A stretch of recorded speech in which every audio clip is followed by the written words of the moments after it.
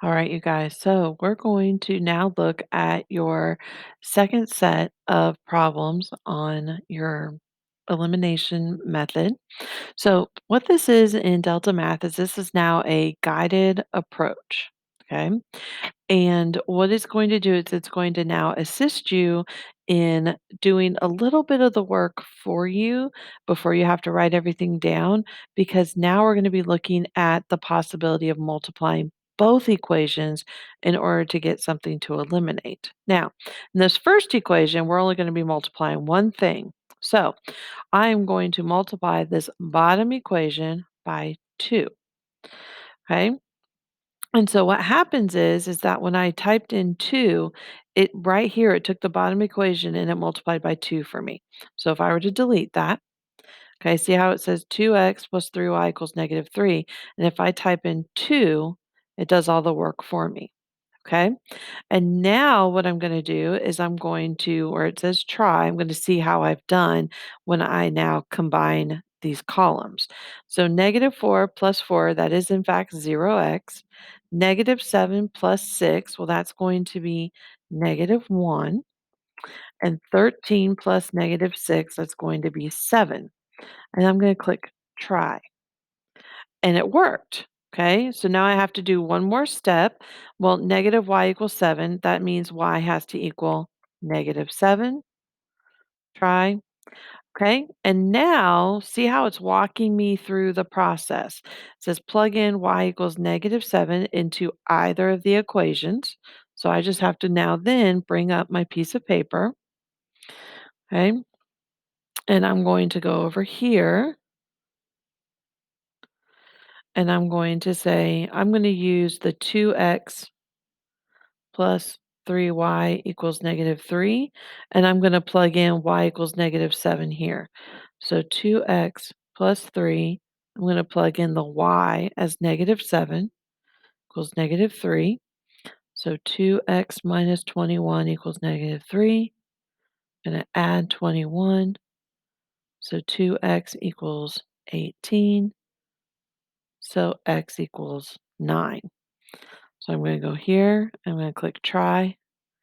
All right. That's a good sign. So now I'm going to type in my final answer for my x is going to go first. So 9, comma, -7. Click try. And then I'm going to submit my answer. I got a green check. Okay. All right. So let's try a new one. All right. Do, do, do.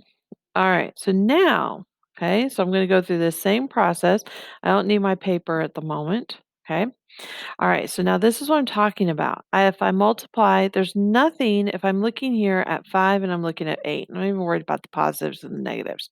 I cannot multiply 5 by 1, by 2, by 3, and somehow get the answer of 8. Same thing with 4. I can't multiply 4 by 2, by 1, by 3, and get 6. Okay, so now I need to ask myself, is there a number that's divisible by 5 and 8? Or is there a number that's divisible by 4 and 6? Okay. Well, for me, I'm just telling you what I saw first was I know that 4 and 6, okay? I know that they both divide 12 evenly, okay? Because I know if I multiply 4 times 3, I get 12. So look down here in the second line. I got that 12. And I know if I multiply 6 by 2, okay, look how I got this -12. Okay, so there's lots of options. So now it's also too with this try, you get to kind of make mistakes without having to write anything down.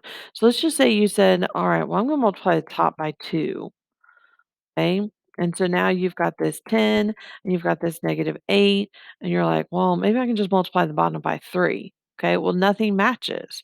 So that doesn't work. So you've got to keep, trying, which is the nice part about this is you get to try. Okay. Let's say you multiplied the top by 8 and you multiplied the bottom by 5. Well, that actually works because look, I have 40 plus -40, that equals 0.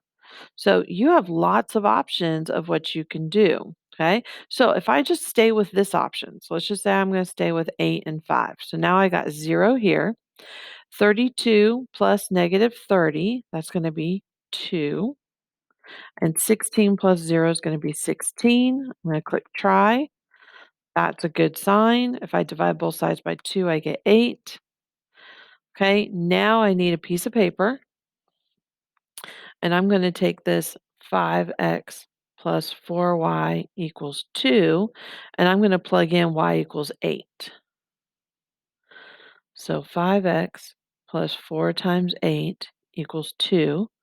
So 5x plus 32 equals 2. I'm going to subtract 32. So I get 5x equals negative 30. Divide by 5. So x equals negative 6. I'm going to type that in. Click try. All right. Now that everything's good so far, negative 6, comma, 8.